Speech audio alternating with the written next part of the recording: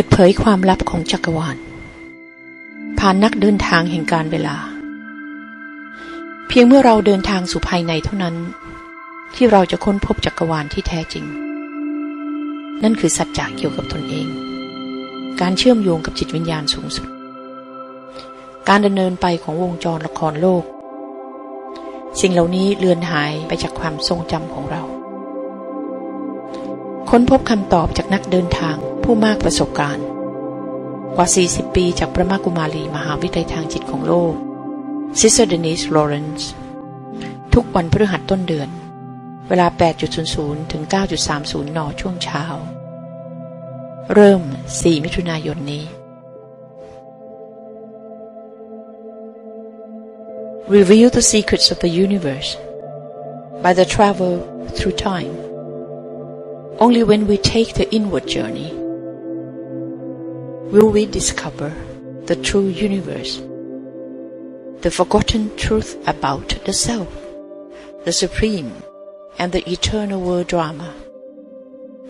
Find your answers from the experienced traveler, Sr.Denise, senior teacher over 40 years from Brahma Kumari's World Spiritual University. Every first Thursday of the month, commencing the 4th of June, at 8 to 9:30 in the morning.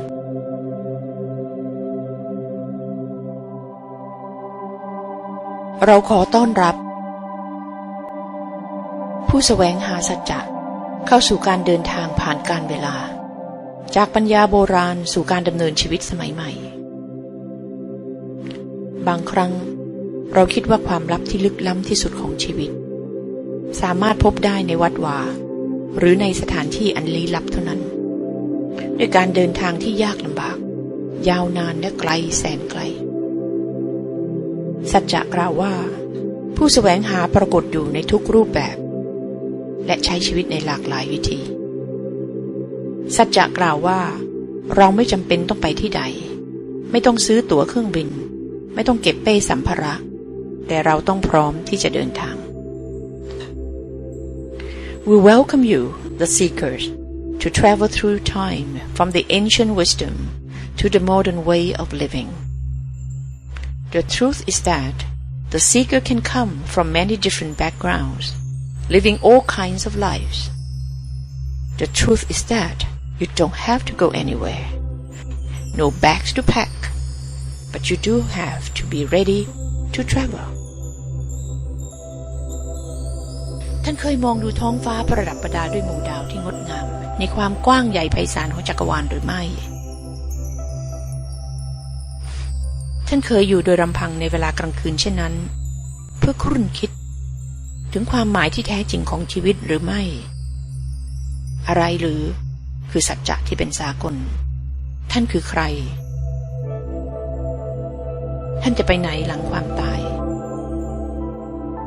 อะไรคือสัจจะที่เป็นสากลฉันคือใครฉันจะไปไหนหลังความตายฉันกำลังทำอะไรอยู่ที่นี่เวลานี้การเกี่ยวพันของจักรวาลและมนุษย์ให้คำตอบในตัวตนและปัญญาที่แท้จริงภายในขอให้เราค้นพบความลี้ลับของชีวิตและโลกจากการร่วมรู้ความหมายของภาพและสัญลักษณ์ในจิตใจของเราเองDo you ever look at the sky and adorn the splendid galaxy and admire the infinity of the universe? Do you ever linger alone in the night, pondering the true meaning of life? What is the universal truth? Who am I? Where will I go after death? What am I doing here now? Relation of the universe and human answer to spirit and soul are in our inner true self and innate wisdom.Let us explore and reveal the secret of the universe to different pictures and symbols in our mind.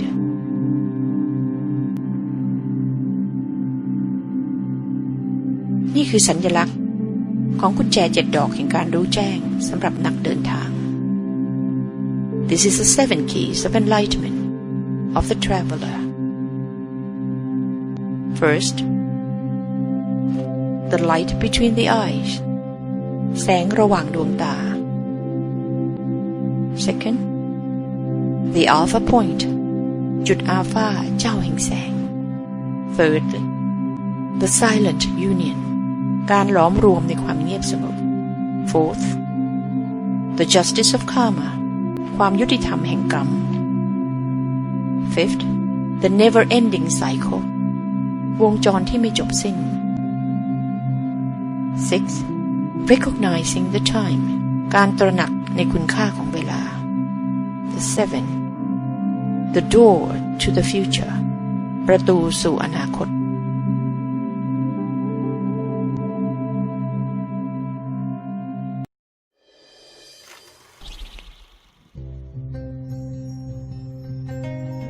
In the darkness and chaos of this world, where do I find the guiding light?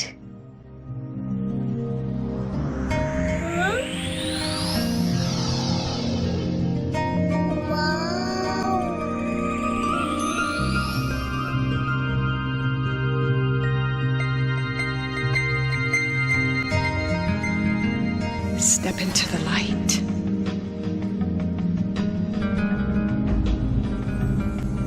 Fill yourself with might.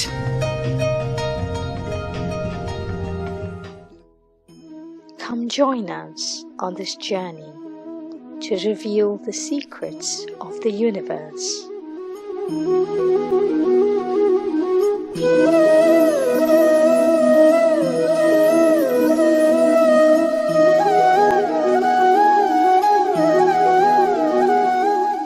Accompanied by Sister Denise from the UK and Sister La from Thailand.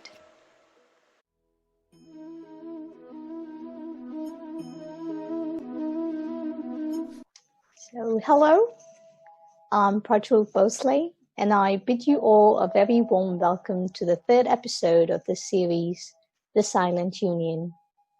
If you have not watched the previous episodes, please find the link in the description.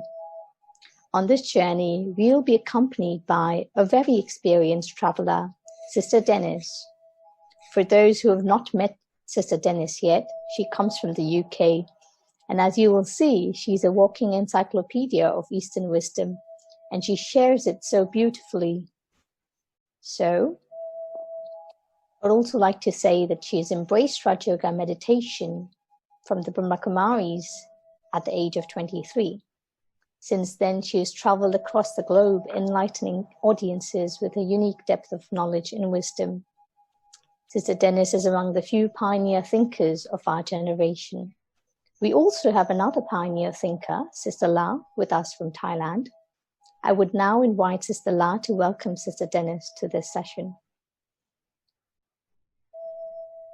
Welcome back to Thailand for Silent Union, to reveal the secrets of your life through your own connections, Sister Denise.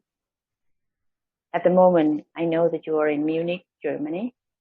Last episode, you were in San Francisco, USA. Where is next? Sister Denise is such a wonderful gift of Brahma Kumari World Spiritual University to travel the world with wings of love and good wishes. Hope one day you can land into Thailand. We are looking forward to. Once Daddy Jangdu, our former administrative head, said we need the power to remain silent. We receive power to remain silent. The power we receive from silence brings love, and love makes us like angels. Today we will experience silent union. Silent is the language of angel to communicate with God. The first two episodes, Sister Denise kindly gave us two key of enlightenment, the light between the eyes, then the alpha point, for this silent union today. So welcome again. Let us all welcome Special Angel Denise Lawrence. Thank you so much, Sister La. And it is my great pleasure to be here. Of course, we travel through the world. We travel through the silent time. We travel through space. And when you are in spiritual practice, then you become interested in the inner world. And so today we're going to look at the silent union. And the practice that we do is called Raja Yoga. And yoga is a word from India, a Sanskrit word that means to join, to come together, to commune.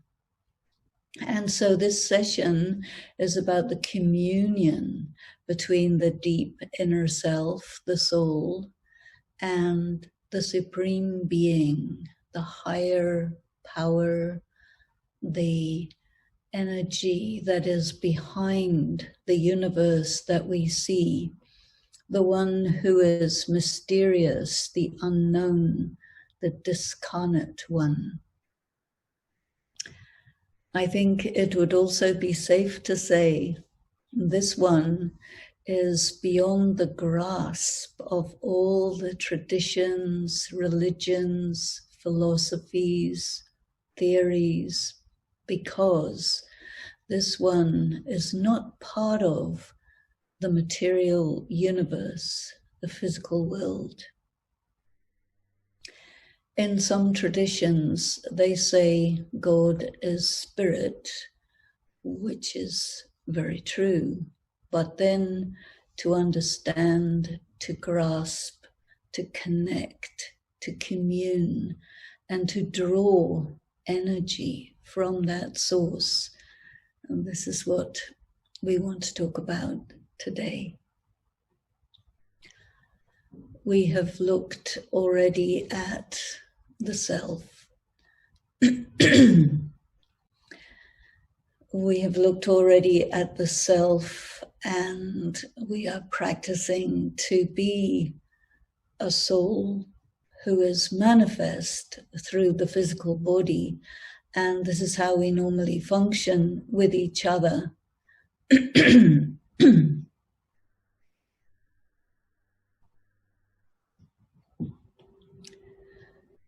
And now we want to go inside, because to make this journey, to make this silent union, we need to do this by stepping away from the external universe. Think about this. Everything that you see and hear and touch and taste and smell through the five senses is actually registered in your mind. We have the experience that we are feeling, apprehending, experiencing the external world out there in the external world. But once you start analyzing it and understanding the functioning of consciousness, you begin to realize that it's actually happening on the inside, no matter what. For example, in your inner world, if you close your eyes, you can still see many pictures in your mind. And when you close your eyes, it doesn't mean that you're shutting out the external world and thus coming into the inner world. There's something more subtle that needs to be done to enter the inner world. When you shut your eyes, you're still connected with the outside world. It doesn't really work. And in our practice of Raj Yoga, we actually go to the inner world and operate in the inner world, but with the eyes open, with all the senses able to pick up and receive sensory input from the material world. But the difference is that we turn our attention within. So our attention is focus. We use the instrument of consciousness that we call the intellect to focus attention. And because people are very much under the influence of sense perception, our default position is to be externally oriented. And so our practice is that even while everything is there in the external world, we practice to turn the attention within and connect ourself with ourselves. So the energy of the mind is looping back upon itself, and your attention is focused back upon you, the self, the soul, the source. We need to do this first before we can take the second step. So the second step is to orient our attention beyond the material world. Sometimes I use the analogy of a donut. Everybody knows a donut, this round sweet pastry that people love to eat. And I use the donut because it's an interesting analogy for the inner space.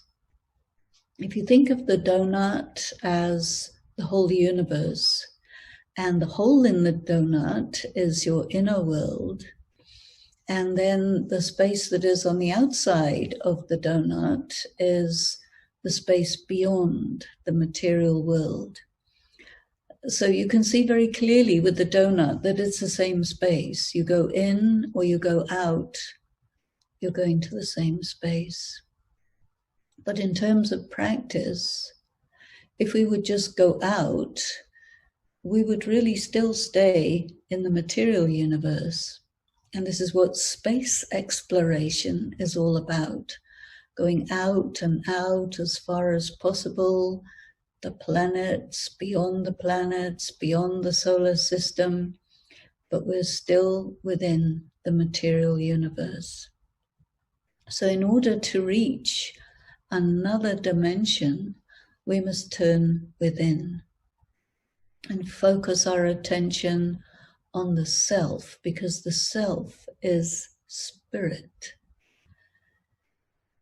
The dimension beyond the material world is not spirit, but sometimes it is called the sixth element of light.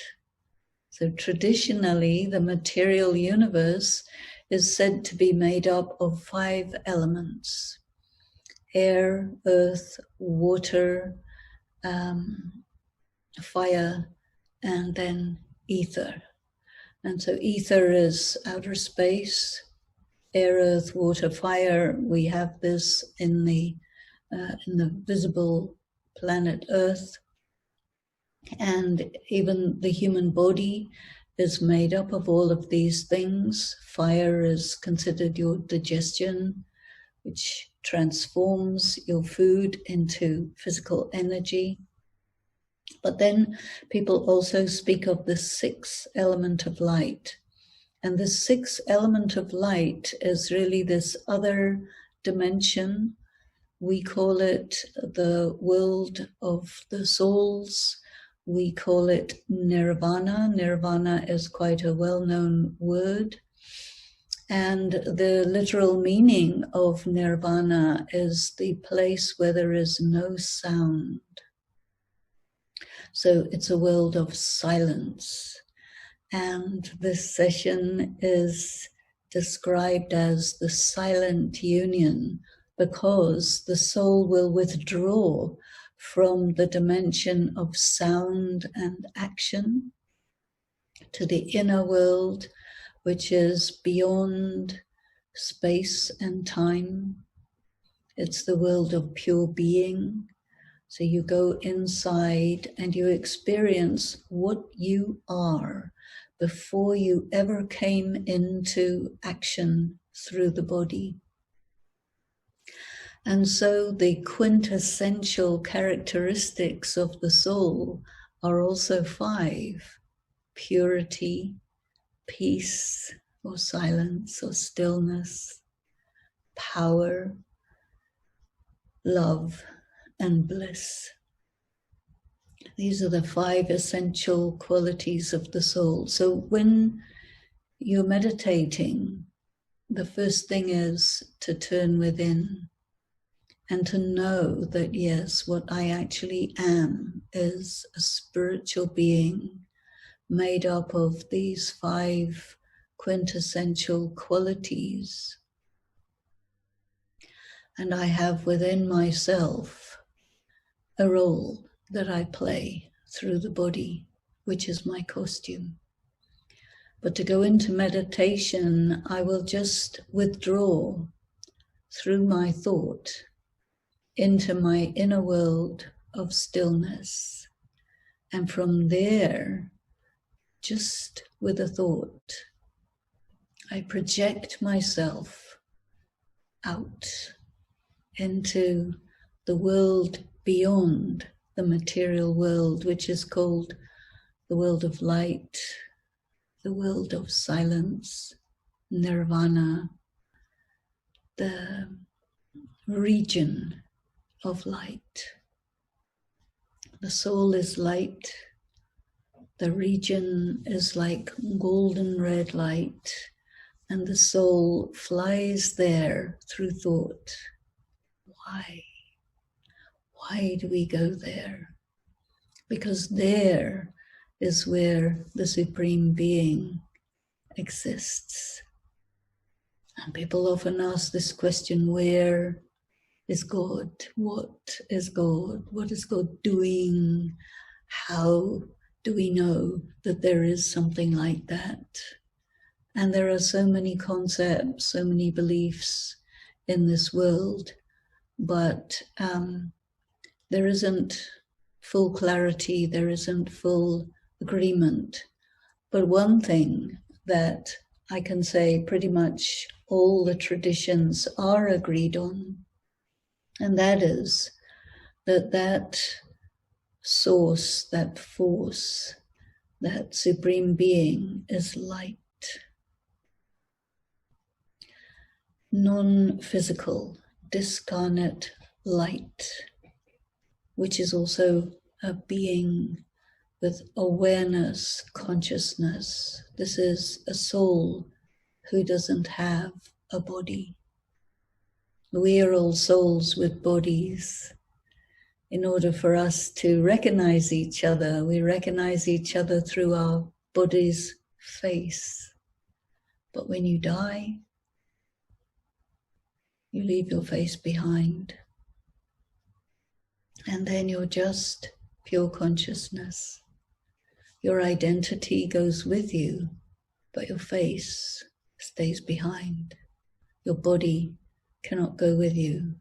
Your body is perishable, but you are not. You belong in connection and relationship with that Supreme Being. And so, if you belong, then what do you want? You want to meet. So yoga is the silent union, the quiet internal meeting of I, the soul, with this one, the mother, the father, the beloved, the teacher, the guide, the friend of souls. This is the one that people call by many names. We use the word God, the Supreme Being, the Source, the Force. Sometimes people say, does that one have a name? Is there a name? We all have names, but our names are given to us when we get born. Our parents or priests, they say, this one will be called such and such. But beyond that, our name is just soul. So souls do not interact with each other without bodies. But with this,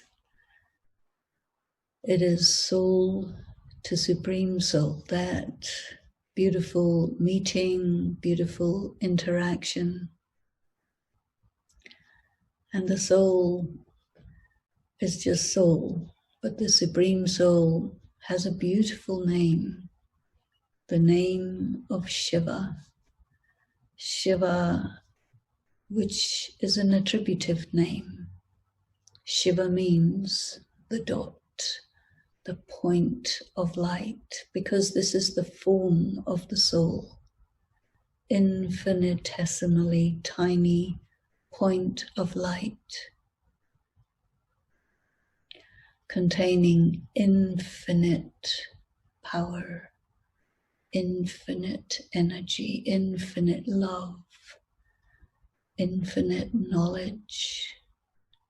And so this word Shiva also means the benefactor, because everything that is contained within the being of Shiva is for us, not for anyone else, for us humanity, us, the people, the creatures, the elements of matter, everything that we love, everything that we call home on the earth, all of that is the beneficiary of that benefactor. So Shiva, the point, the benefactor.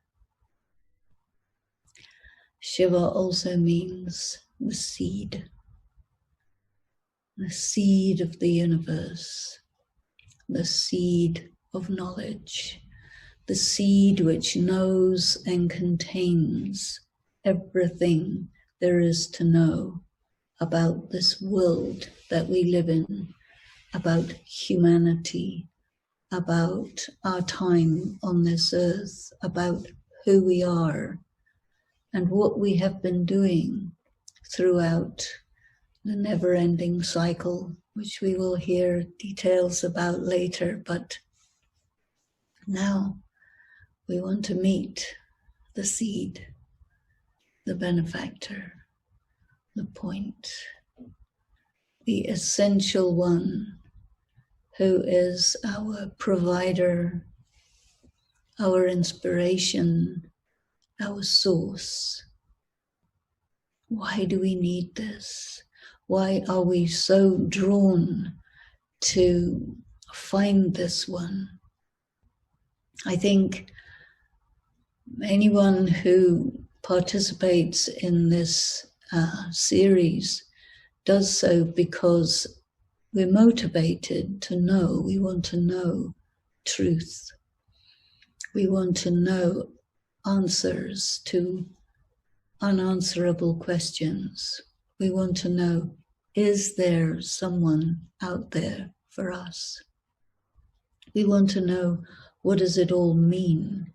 We want to know, where is it all going? And if you look around at the world today, what do you see? Uncertainty, insecurity, infrastructures that seemed previously to be so solid now do not seem so clear, and they all seem to be breaking apart. And so we feel also insecure. And we feel, I think most of us, that we need strength to get through difficult coming times. I think everyone is aware that we are in difficult times. And we don't know where it's going. And we want to know. Indeed, we have a right to know. And so we are motivated to go, to meet, to find out, to know, to study, to sustain ourselves. I think what we also are aware is that what motivates us to connect with this source is we feel internally depleted. it may be that I, the soul, am the quintessence of purity, peace, power, love, and bliss, but do we feel it all the time? Do we experience that we're able to meet all the challenges that come through this inner treasures, this inner resources that we should be able to use, we should be able to have access? But when you go deep inside, in times of crisis, in times of challenges, in times of sickness, and times when things fall apart, things break down, we find we don't have what we want to have to manage it. And so this is why we say, I need access to the Supreme Source. Sometimes you hear people say that they feel that conventional religion has failed them. Sometimes you hear that people don't like the description of God that is given because it makes you afraid. It makes you think that you will be rejected, punished, diminished. But in reality, this one is not like that. What causes us to experience these kinds of ideas is, I think, the knowledge of karma, and we will look at that later on. It's very important information. And in this world, we need to know this. And the knowledge of the laws of karma are contained within this seed. And this is why our relationship with this one is with the teacher, the greatest teacher there is, who lets us know exactly what the laws of spirituality are and how they work. And why do we need to know this? Is so that we can function, taking all this into consideration.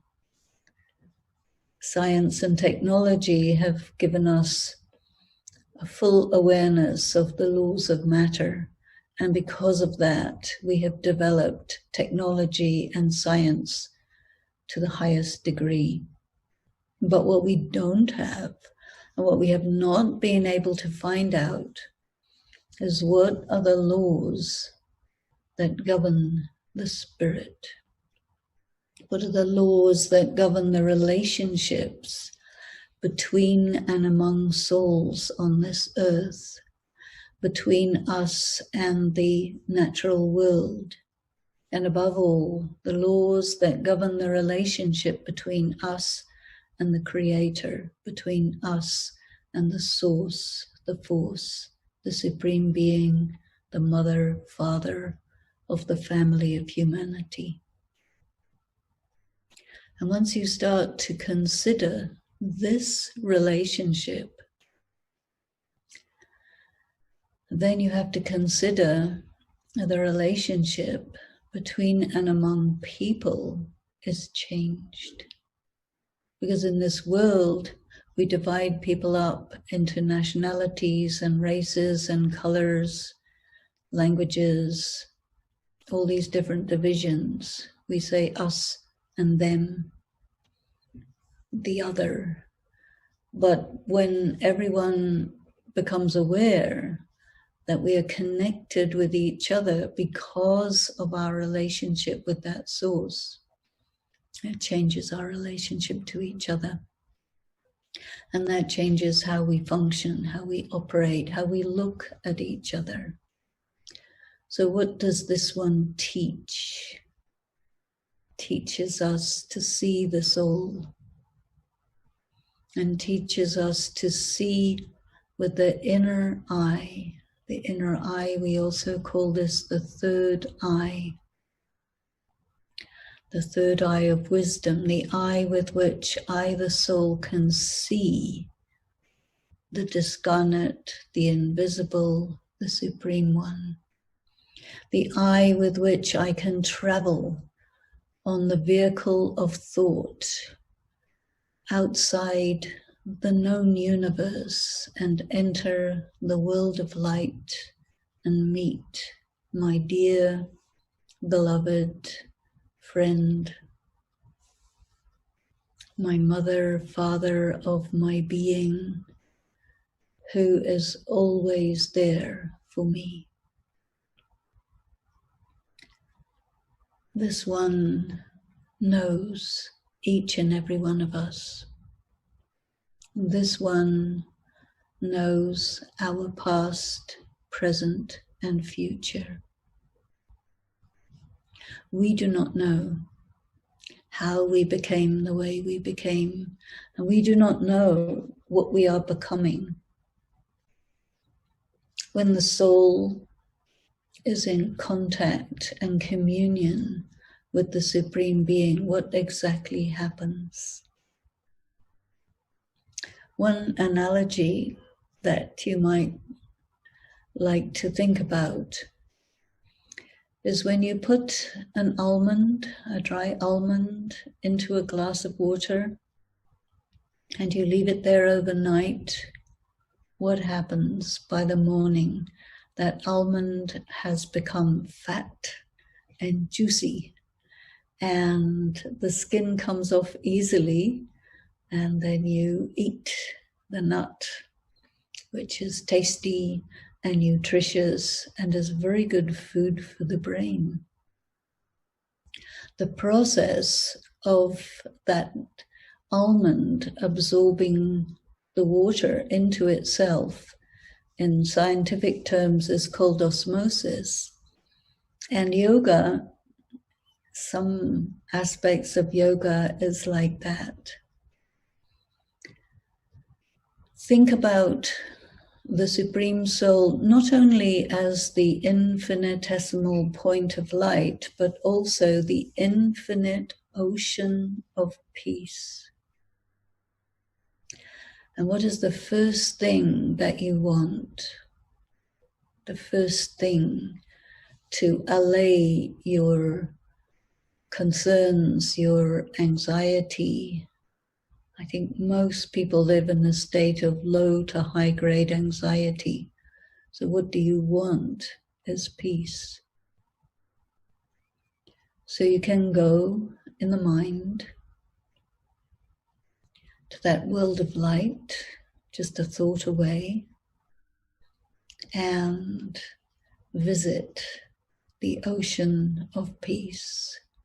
Just imagine yourself as this tiny point of light who is a little empty and you want to fill. So you just go and soak in this massive ocean of peace and just float there.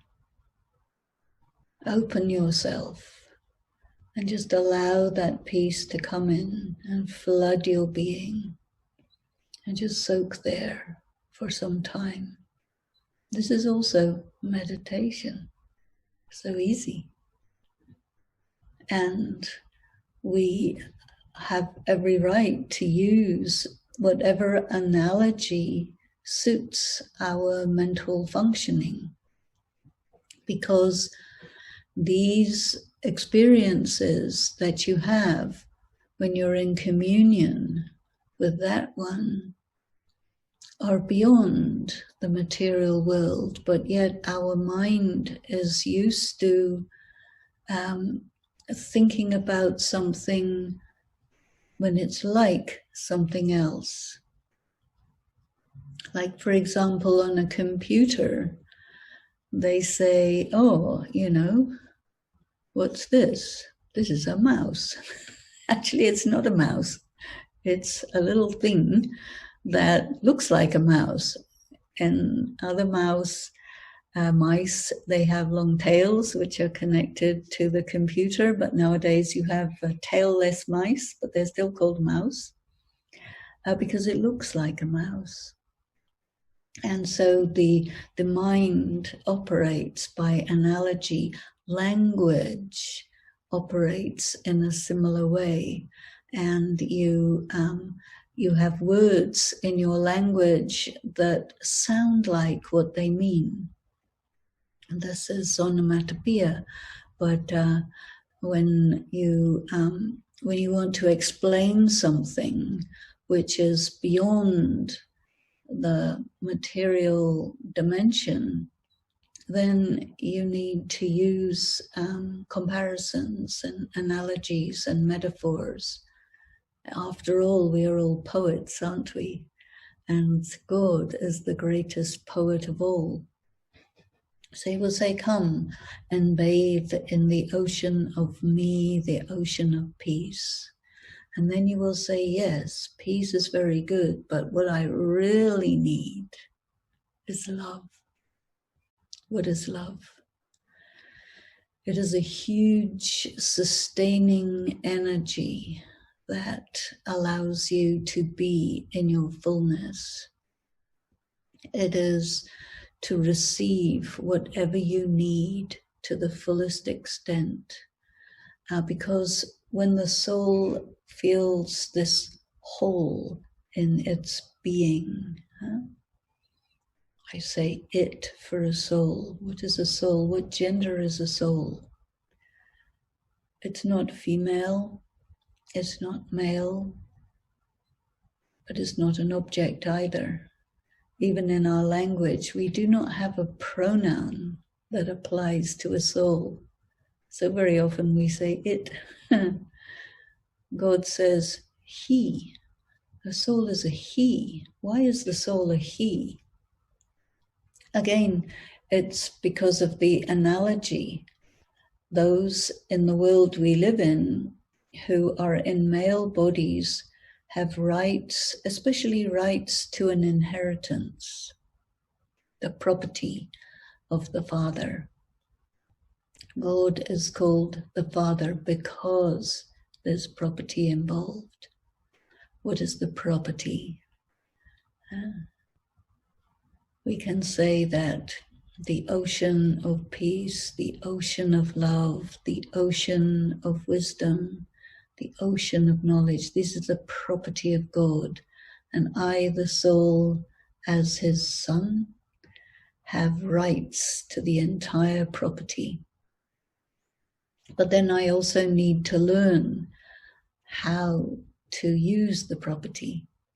We can also say that the Supreme One is the owner of the universe. So that too is my legacy. That one gives us full power over the world. And he says, now you must learn how to use your power.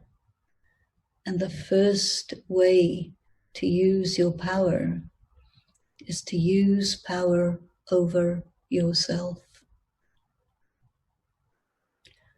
Whenever anyone does something against their conscience, and that happens more or less every day, we do little things that we say, oops, I shouldn't have done that, or ooh, I shouldn't have said that, or oh, I shouldn't have taken this thing personally. We make mistakes. Why? Why? Not because we're bad. How can a soul who is quintessentially pure, peaceful, powerful, blissful, loveful, and peaceful be bad? That's not possible. Fundamentally, we are good. So we don't have a moment of badness, but what we do have is a moment of weakness. So any time we do anything which we would say is not right, is because we are depleted, because we are weak.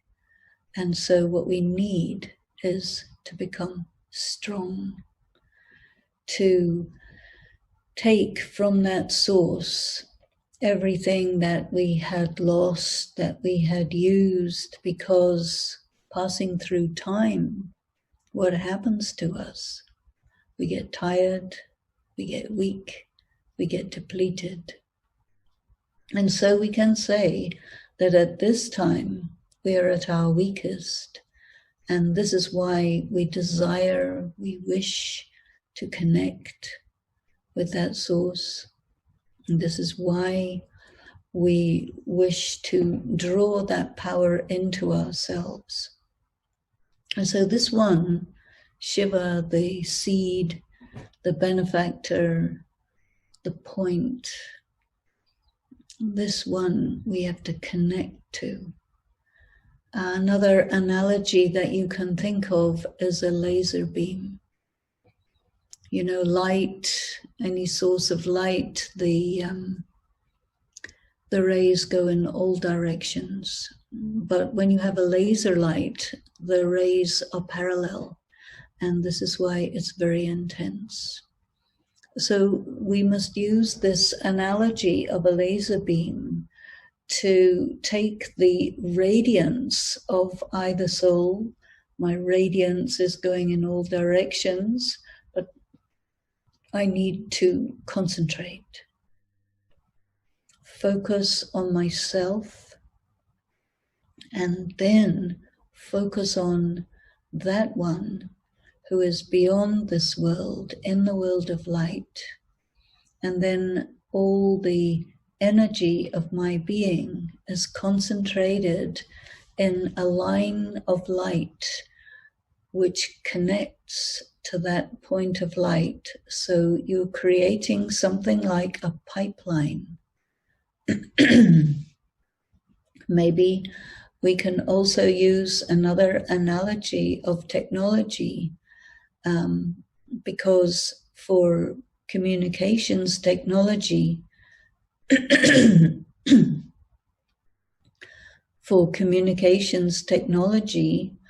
we have to have signals, and these are lines of energy that bounce off satellites, because the curvature of the earth doesn't allow us to send a signal horizontally.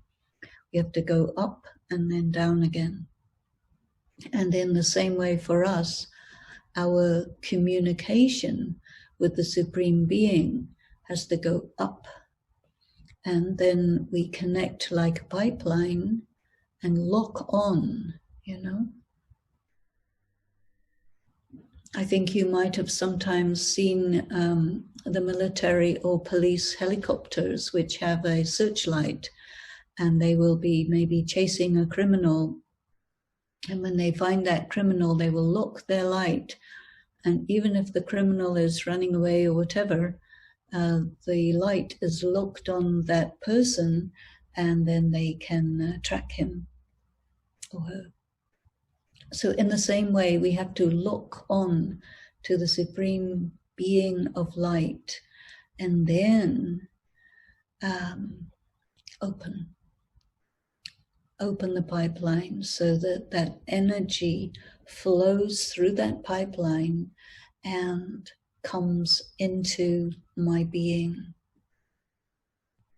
A more down-to-earth analogy of that would be when you plug your cell phone into the electricity to charge up the battery.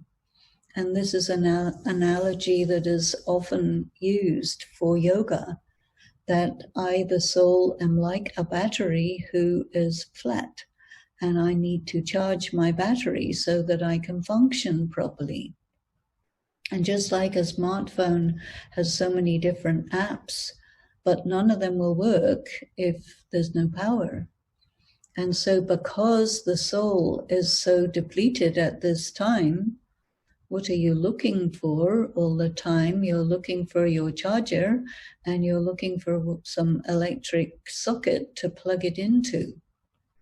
But the soul cannot get charged up by that electricity. It's a different power that we need. We need to connect in with the power of the Supreme Being, which is spiritual power. And so we have to, our charger is this focusing of the self on the self. We call this soul consciousness. And then in a single thought, you just project your mind upwards, outwards, and beyond, and you link to that point of light. And when you're connected, the current flows. And you know you're connected because the current is flowing. And then it's a matter of just staying locked on. But this is a very subtle connection. The soul is very subtle. The Supreme Soul is very subtle. And our default condition is really very gross. So one thing that we must do is to practice to make ourselves progressively more and more subtle. So there are many things that we do to help this. One is to frequently meditate, frequently connect, because every time you connect, you get a little bit of power, and you actually need power to get power. Also, we look at our thinking. If our thinking is very negative or very gross, then we cannot easily bring the mind into a subtle state because we stay too long in a gross state. So we have to practice in different ways to do this. So let us spend a little time now and just practice to create that connection. And I will show you how to use thought to bring the self gently, first of all, into soul consciousness, and then stay focused, internalized, and then how we use thought to take the self beyond this material world and connect to the source, open up, and then draw that energy into the self. And I'm going to play some music for this because every little bit helps. And music corresponds to brainwaves in some ways, or we select music that does. And then you can, just as it were, piggyback along my thoughts.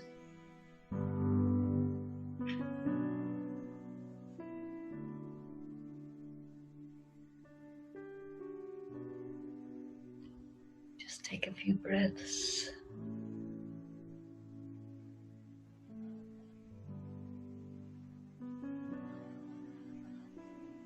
Let yourself become a little quieter.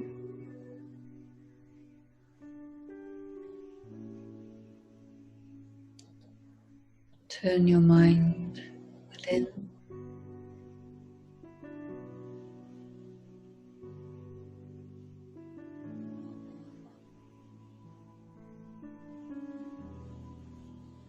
Consider yourself to be a tiny point of light.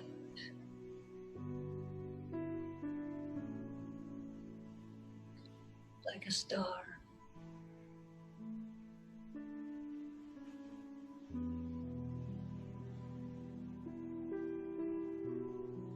Your seat is the center of the forehead.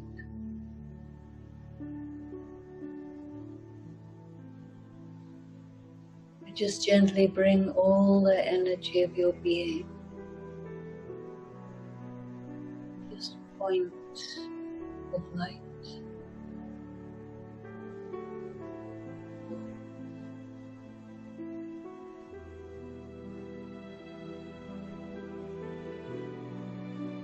Feel that your body is like a big cave.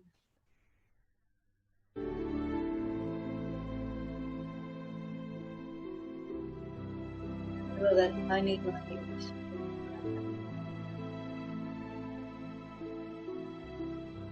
out through the eyes, hear sounds through the ears, through the mouth.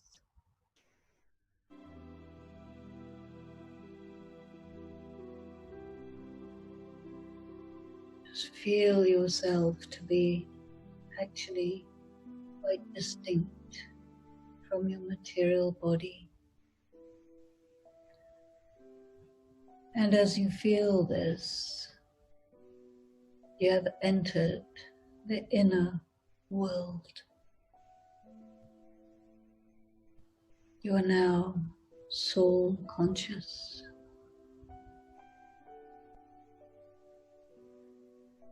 You feel yourself and know yourself as a peaceful being of light, loving, pure, powerful, but yet deep.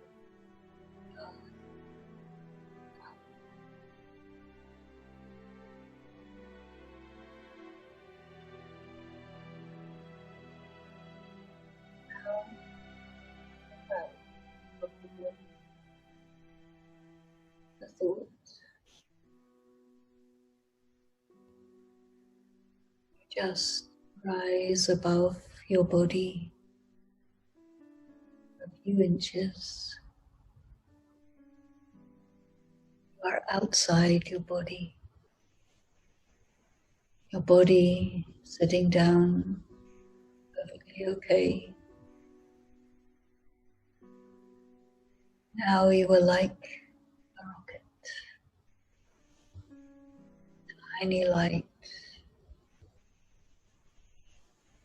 flying.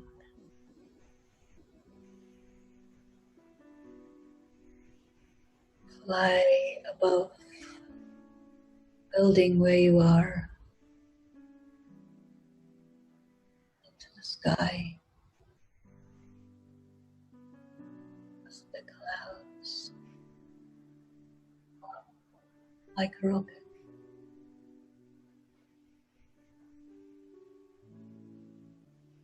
The air blanket that surrounds you. And now you are in space.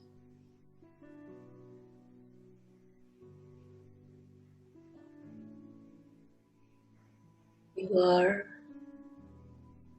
in the dark night of space. Stars, planets are visible.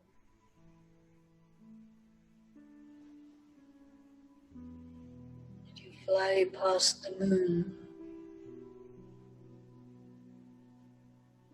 past the sun, go out of the solar system into the vast firmament of space. So vast, earth behind you, how free, and you continue high speed to the end of dark space. Those echoes you cross over into a world of light. Beyond you are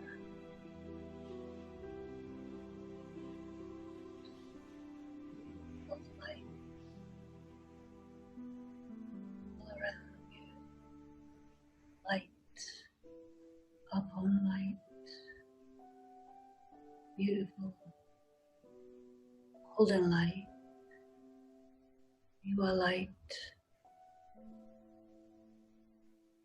total silence,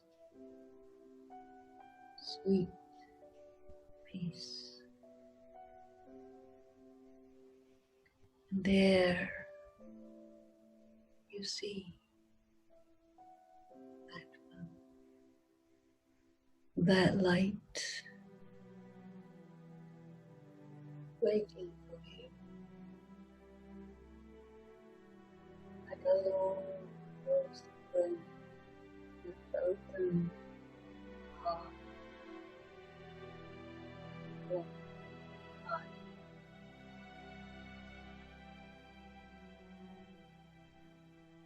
Being of pure light, radiating beautiful feelings of love. You feel completely safe, completely accepted, completely loved.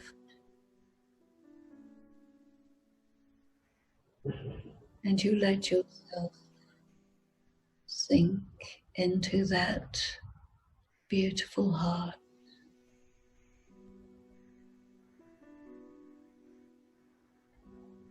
Or immerse in an ocean of love, gentleness, strength, sweetness, and beauty.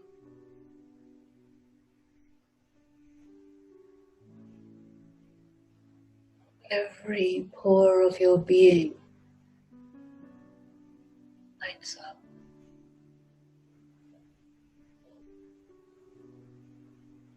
A huge wave of light and love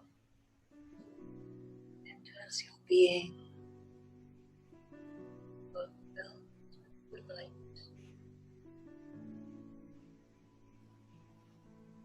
Filled with love.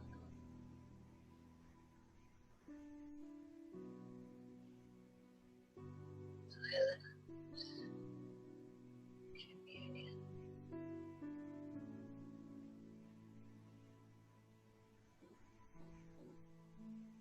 Just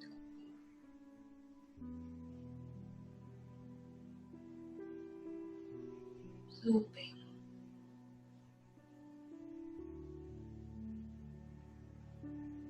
still,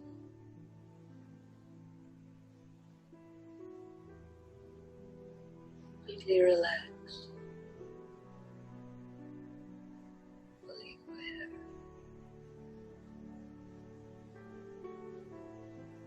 Feeling like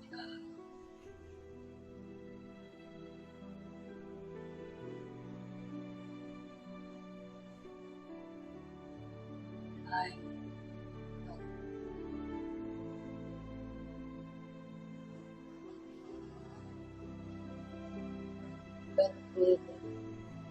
that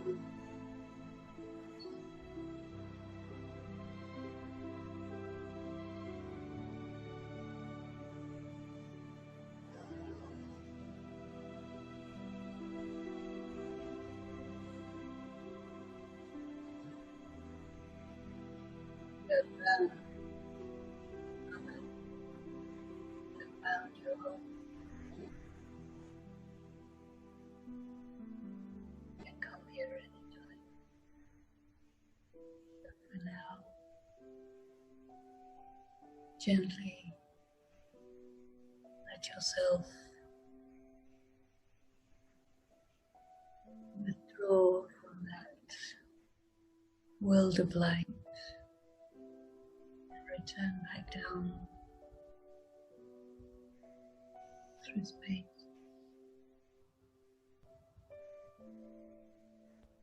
Return to body.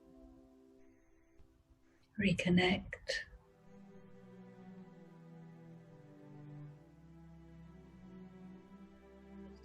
Feel how much the book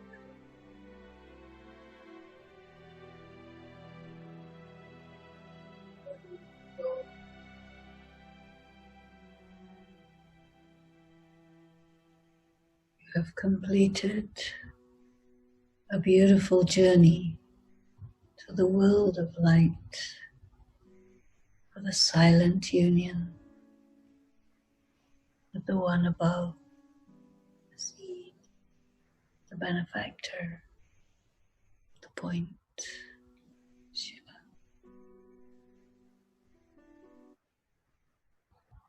Om Shanti.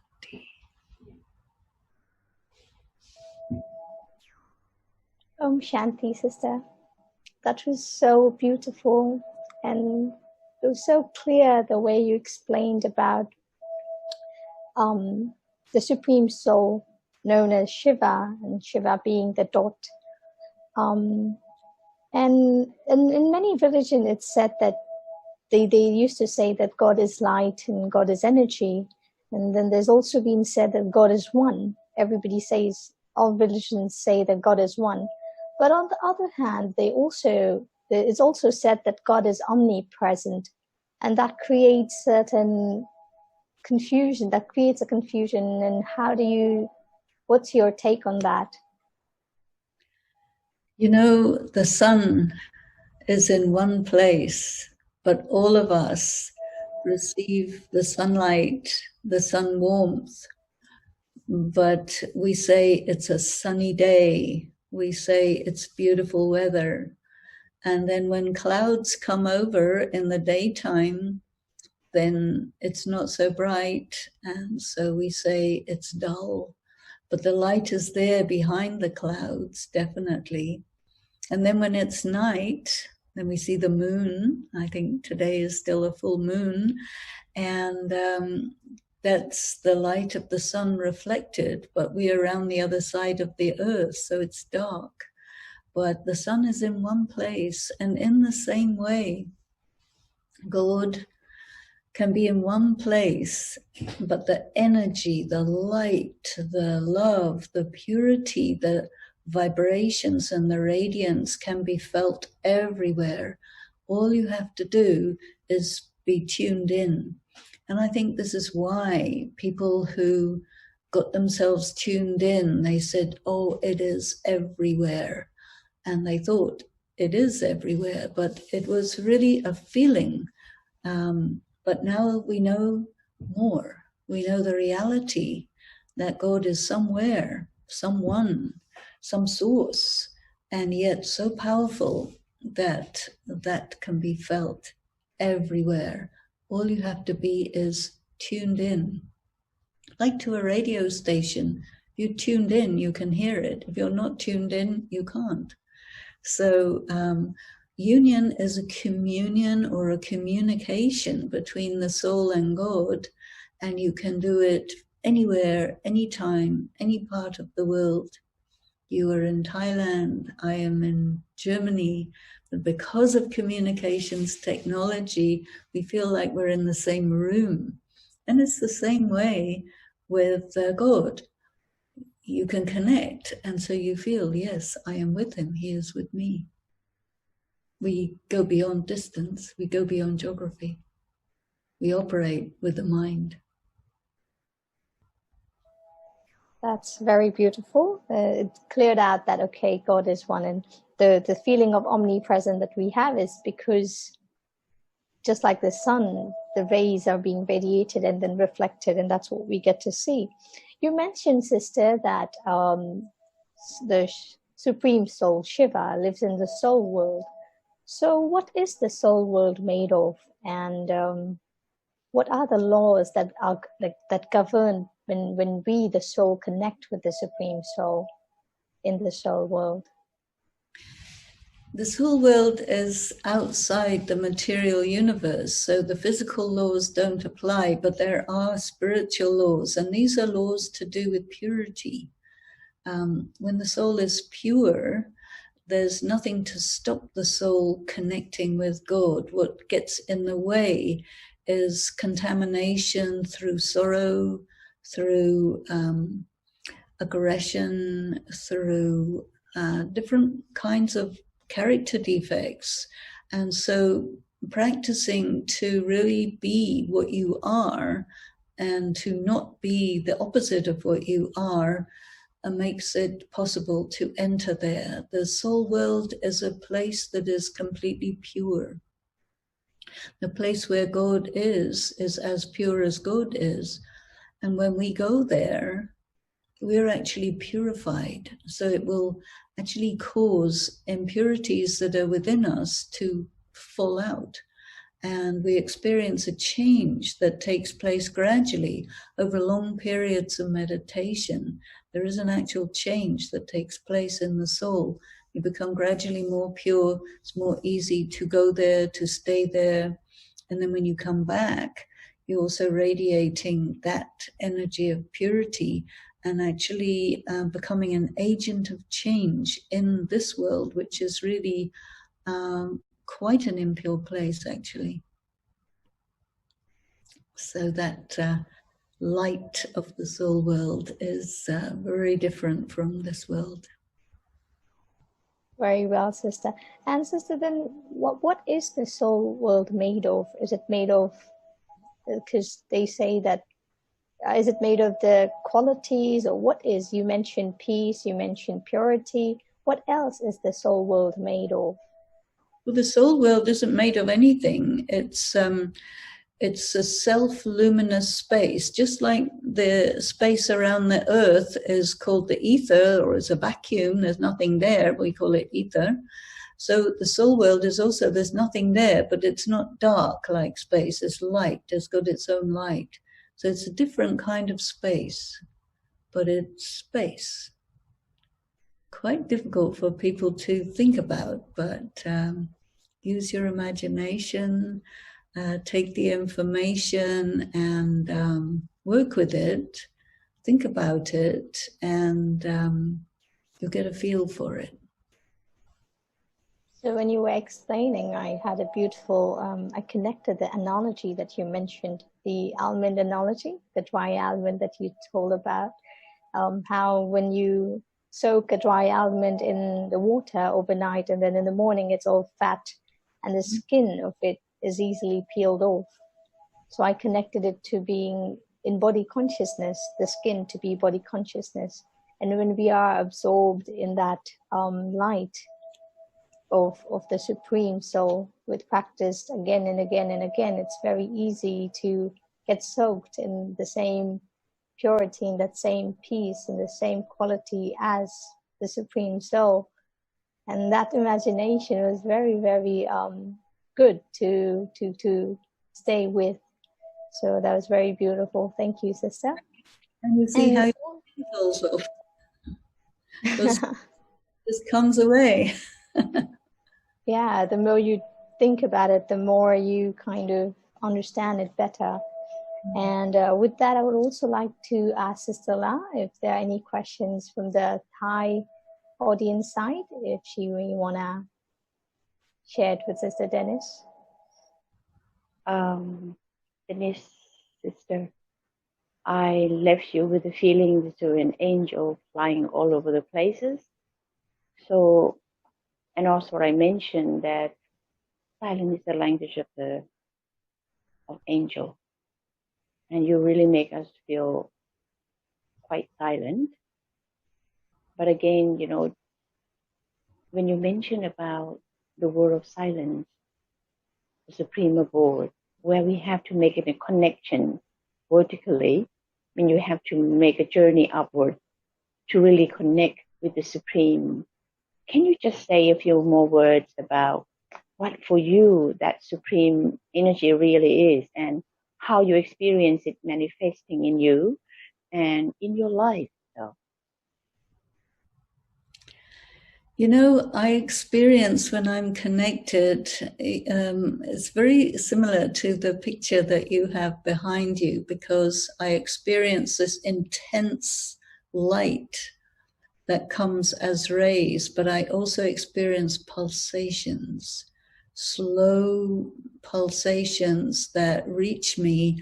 And with every pulsation, it's like I get a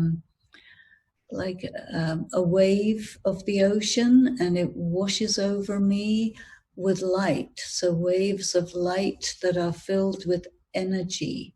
And every time the wave hits me, I am energized and filled up, and then another one comes and does it again and again and again. And you just hold yourself steady in focus and let those rays pierce you and fill you, and let those pulsations wash over you. And you become something different. You become someone different, because you're returning to who and what you were initially and essentially. And because you experience these, you know you're connected. You know, one very beautiful aspect of meditation is to speak to that one in your mind. Because when you are with someone, just in love, you don't have to say words physically, but you think thoughts. And the relationship with God is in your mind, is in your heart. And so you feel and you say words that keep you close. And sometimes you even experience a reply, and it's a two-way thing. You feel, you get reply, you get a response, you get insights, touchings. It's really a complete being to being relationship. But this is human being to supreme being, because God is not a human. We are humans. And so for a human to be in communion with someone who's higher than a human is something new, something different, something maybe could be scary for some people, I suppose.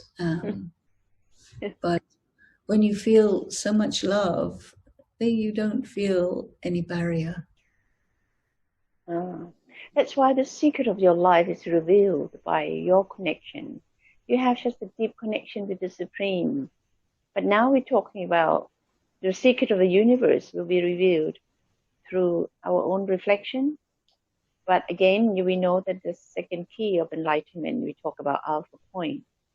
The secret of the universe will be revealed through Him.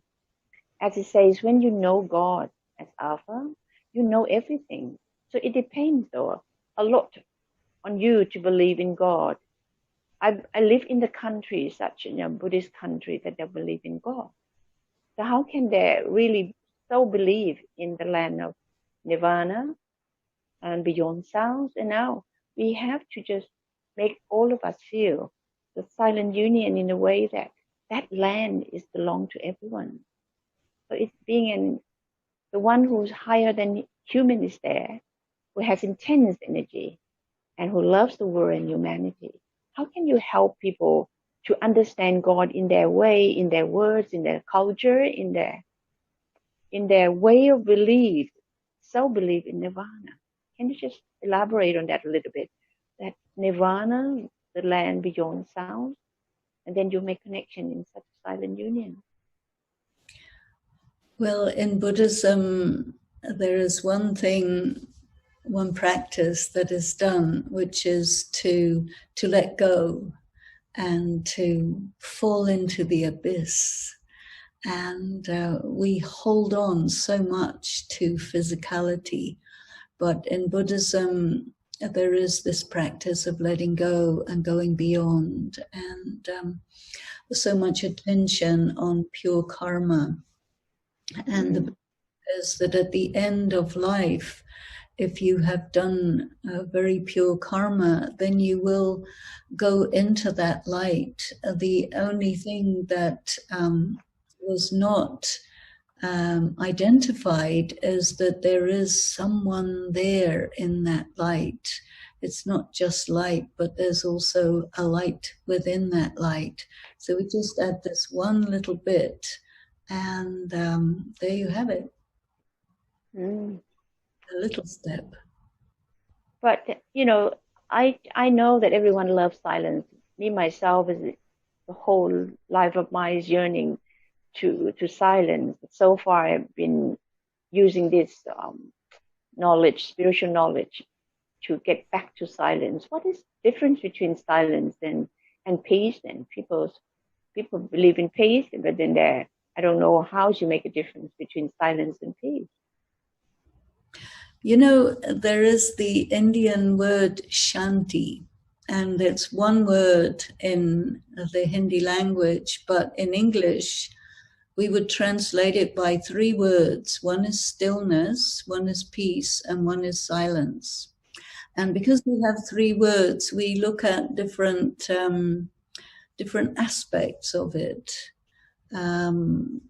And I think it helps us to play with the idea, because in meditation, one meaning of meditation is to ponder and think deeply about the deeper meaning of some of these words, and to think about silence as stillness, as peace, as no sound, as quiet, as, we take all the different words that we have for this and roll it around in our minds. And this actually is a way to enter into that dimension of silence through thinking. And by thinking in this way, you arrive at feeling. And when you can feel it, then you know it. You say, yes, I know what it means to be me. I know what it feels like to be a soul at peace, because you've been there, experienced it. I know. Then you can say, I was there. I know what it is. Wow, thank you. But yeah. Is that the thing that you really make effort for? Because you have a different experience connected with God and have that language of silence playing in your mind. But when you live in the life before coming into this knowledge and knowing, connecting with God as He is, what is your relationship with silence? Because your world is full of sounds and information and knowledge and all these. And then what is your relationship with silence at that time? And what could silence do for you? Actually, I'm a solitary person and a silent person, and I live most of the time in silence. And yeah, I have the possibility, most of what I do by myself. I write, I work with video editing and all of these things. So, I mean, I talk, and when I talk, it's for something like this. And then the rest of the time I'm quiet, or I go for walks by myself into nature and I'm quiet there. And my whole life has been like this. And in fact, when I was very young, I was trying to find absolute silence, and I eventually did find it. But it was way out in the Sahara Desert in Africa. And as soon as I went there and felt it, I said, right, I have silence, but, what I'm interested really is inner silence. And inner silence is different from external silence. And external silence you can get, but it's very impractical, because always there's at least some airplane passing or a train passing or the sound of traffic or something going on. If you're in nature, there's all kinds of insects and birds and so on, but there's a very harmonious sound. The human sounds are rather cacophonous.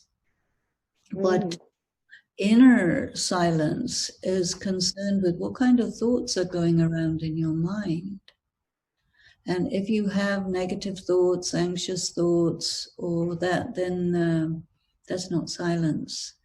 But when you have deep, pure, meaningful thoughts, that's silence of the mind.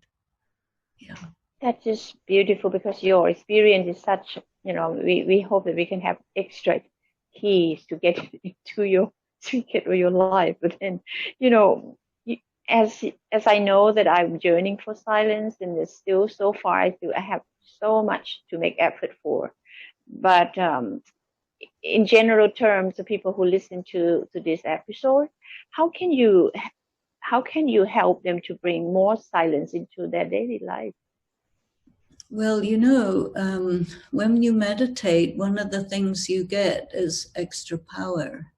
And the power that you get makes it possible for you to manage pain, distress, disturbance, unfairness, different kinds of unpleasantness. You can manage it. And once you can manage it, then you can be easy in yourself because you can manage it. And that is an accumulation of power. So this is why what we find is I have to regularly meditate. And meditate. Quality meditation. And we need food for thought. So we need to study, we need to have input so that the mind has got worthwhile things to ponder on. And then that takes you into that stillness. But at that point of time that you're looking for, or you make effort for, or you're naturally searching for that silence, solitude, and so on and so forth, and then actually silence is effective communication, because true connection is true communication. You cannot just keep quiet, not talking and not thinking. You think at this moment of time, can we just help people to start from really a point of inner stillness, as you say? Speak every word, think every thought, carry out every action with complete attention. Is that the way we can also look at silence? Yes, but then sometimes if you say complete attention, that becomes stressful. So I think the word peace is nice, because you can talk peacefully and that's silent. But if you just don't talk, that can be horrible. Yeah. And so this is why peace is nice, and to gentle and soft. And these are words that correspond with it. Because sometimes in communication, people are harsh. People can be cutting and hurt the heart, But when you're strong, you can be soft. You can be open, And most people are wounded inside, you see. And so there's a question of a kind of healing of the soul that takes place. So that's another area. Yeah. I love the word healing. Healing. All right. Now we have to just say goodbye to you, but we have to have this last question, if I may. We must create a fresh quietness, right? And never allow any noise or demanding of life creating noise inside. We must observe more. We must speak less. Think before thinking, as Daddy was keep saying. Wait. Allow silence to emerge. And stop thinking on emotion. So this is what I would love to be with you at the last moment. Is there anything else that you can suggest to Thailand, the land that loves peace? But so far, I think everyone have to face reality, have to make effort for silence. Well, I think also we need to be kind to the self and to not be too hard on ourselves. Some people, they want to be a bit extreme in their spiritual practice, and then they end up getting far away from the real feeling of connection. So we need to be gentle, kind, tolerant with ourselves, compassionate with ourselves. Self-compassion is very important. Very nice, very nice. So, Sister Pashwa, thank you very much for organizing things. Brother Shai is behind. And I would love to just say goodbye to Sister Denise. So much faith in you that you are such an angel. and you really teach us, how to be gentle. It's really a time to be gentle and really a time to be angel like you. Thank you so much. Is there anything else you want to say, Rajwa?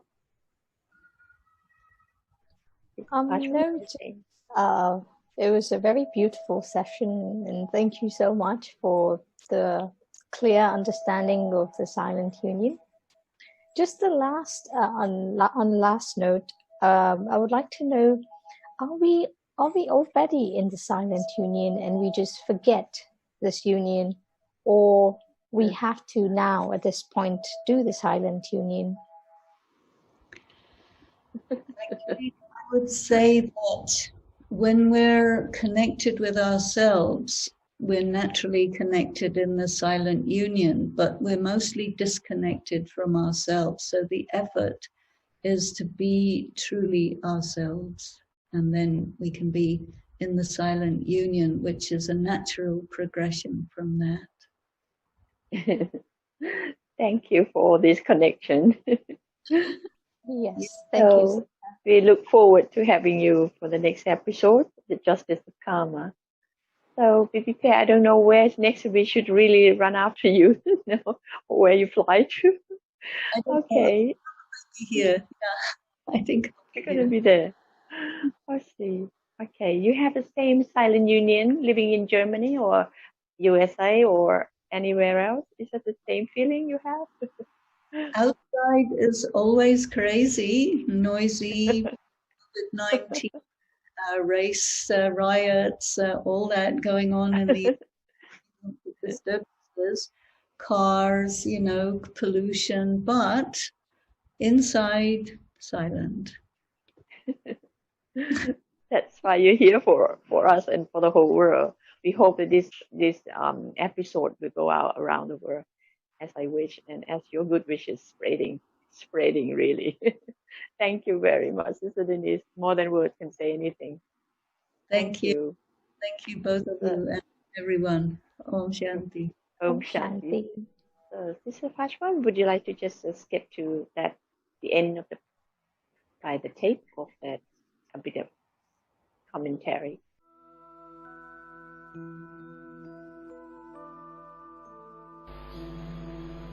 Today we have learned about the benefits of practicing silence.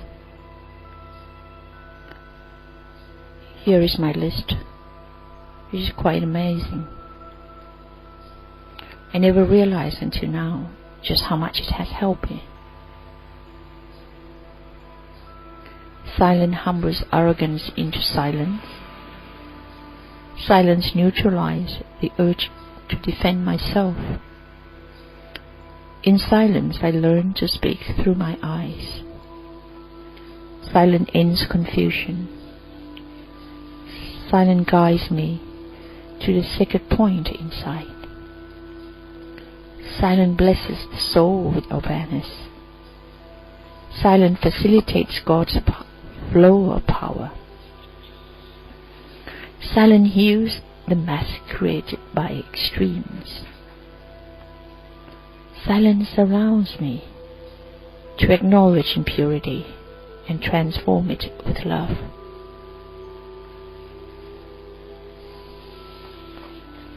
So let's get to the point where we experience that silent union. Let's call meditation after some reflection.